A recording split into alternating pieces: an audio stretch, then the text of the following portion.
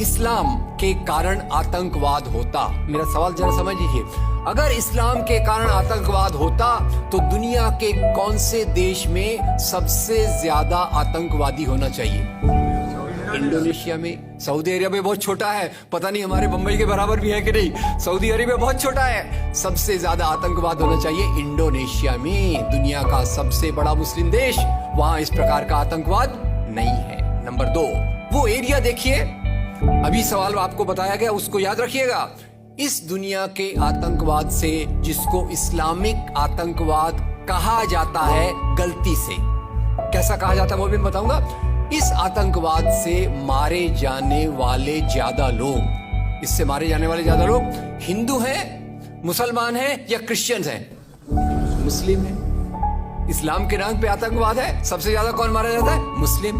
अब तीसरी बात का ख्याल कीजिए, किस एरिया में इसका लोकेशन है? This terrorism is located in which area? उस एरिया की मैं 3 आपको बातें बताता हूं। उस एरिया में, जिसको मैं वेस्ट एशिया कहता हूं, पश्चिम एशिया में 3 चीजें हैं। नंबर 1, वहां रहने वालों में मुसलमान ज्यादा है, यस नो? उसी एरिया में आतंकवाद ज्यादा है, उसी एरिया में तेल का खजाना है। तो आतंकवाद तेल के कारण है कि इस्लाम के कारण है? तेल के कारण है। और तेल का कब्जा कौन करना चाहता है? तेल का कब्जा वो ताकत करना चाहती है जो वॉशिंगटन में बैठे हुई पूरी दुनिया को नचाते रहती है। काम करने वाला कोई और गुनाहगार कोई और बनाया गया। अब ये आया कैसे?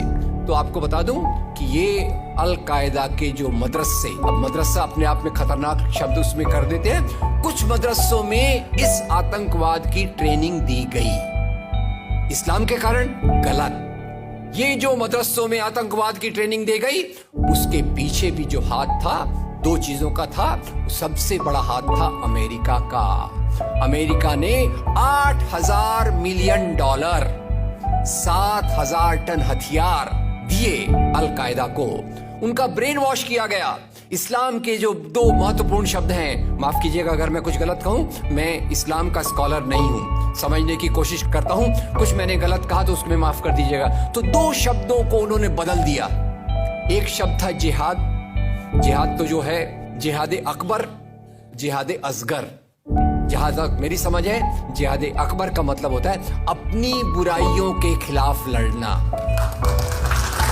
जिहाद असगर का मतलब होता है समाज की बुराइयों के खिलाफ संघर्ष करना। तो इस जिहाद शब्द का मतलब बदल कर दिया गया कि जो भी व्यक्ति आपसे असहमत है, जो भी व्यक्ति को किसी को पहले काफिर लेबल करो, अब काफिर का भी एक बहुत अलग मतलब है, I won't go to the details of that. तो काफिर किसी को बोलो, उसको मारो, तो उसको जिहाद के नाम दिया गया। और ये ट्रेनिंग उन मदरसाओं में हुई जिसको अमेरिका ने पैसा दिया, अमेरिका ने सिलेबस भी दिया। और तो और मेरी समझ है, मदरसों में कुरान की ट्रेनिंग देते हैं, वो कैसे होना चाहिए वो आपके बीच में चर्चा का मुद्दा है। पर यहां जो ट्रेनिंग दी गई उसका सिलेबस वॉशिंगटन में बनाया गया। और खैर ये क्यों बनाया गया उसके पीछे मैं पहले बहुत कोशिश करके, मेहनत करके लोगों को बोलता था ये अल कायदा इसके लिए बनाया गया।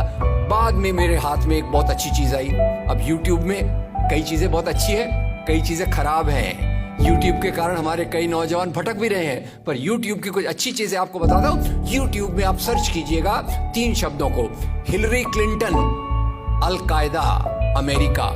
उसमें आपको 4.5 मिनट का एक वीडियो मिलेगा जिसमें हिलरी क्लिंटन बताती है, मैं नहीं कह रहा, हिलरी क्लिंटन कहती है कि हमको रशियंस के खिलाफ लड़ना था, हमारी फौजें जो वियतनाम से एकदम डिमोरलाइज होके आई थी वो तैयार नहीं थी, तो इन एशिया के मुसलमानों के नौजवानों के कंधे पर रखकर हमने अपनी बंदूक चलाई, हमने अल कायदा खड़ा किया, हमारा काम हो गया, हम अपने हाथ धो लिए और हम अपने वापस आ गए।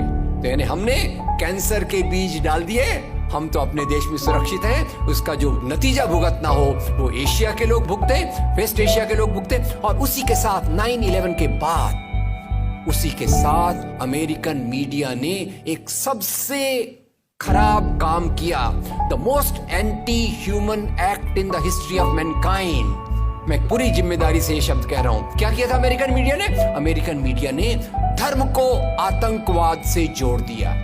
मजहब जो मोहब्बत सिखाता है, मजहब जो इंसान को इंसान बनना सिखाता है, उस मजहब के साथ इन्होंने आतंकवाद को जोड़ दिया और एक शब्द बनाया पहली बार, इस्लामिक टेररिज्म।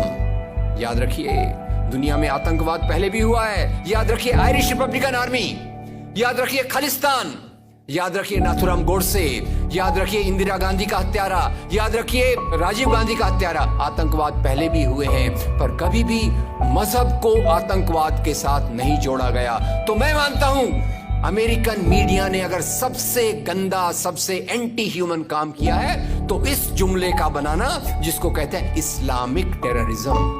अब इसके पीछे इस्लाम का कोई हाथ नहीं। जिहाद शब्द का मतलब बदल दिया गया और काफिर शब्द का मतलब बदल दिया गया। यहां से ब्रेन वॉश की एक प्रोसेस चालू हुई और इसी को मैं कहता हूं, ये प्रोसेस जो चालू की, ये प्रक्रिया एक कैंसर होती है।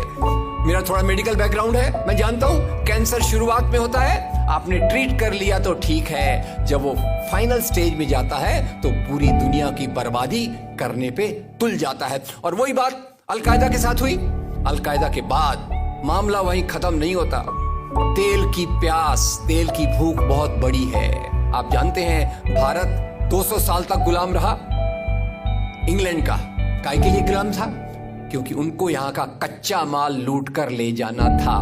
After colonialism there is imperialism, और ये इंपीरियलिज्म चाहता है दुनिया के रॉ मटेरियल्स, दुनिया के रिसोर्सेस को लूट कर अपनी समृद्धि को, अपनी प्रॉस्पेरिटी को बढ़ाया जाए। और उसी के चलते उन्होंने एक और काम किया, और वो काम था इराक पे हमला।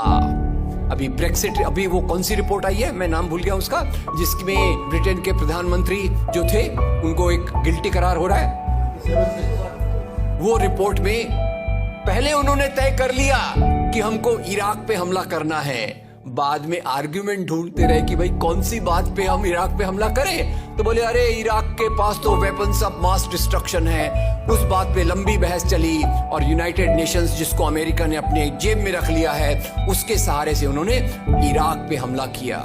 और वो इराक पे हमले के कारण जो वहां की आर्मी स्ट्रक्चर था, जो फौज का स्ट्रक्चर था, वो डिस्टर्ब हो गया। एक तरफ से वो डिस्टर्ब हो गया, दूसरी तरफ से अल कायदा की आइडियोलॉजी आई और इन दोनों को मिलाकर ISIS बना। काम है इस्लाम का नाम, इस्लाम के नाम पर जो काम हो रहा है वो वास्तव में it is a design of imperialist powers to control on the oil resources of the world. इससे गंदी बात दुनिया में कोई नहीं हो सकती कि मजहब के नाम पर एक पॉलिटिक्स, मजहब के नाम पे आर्थिक समस्याओं को अमेरिका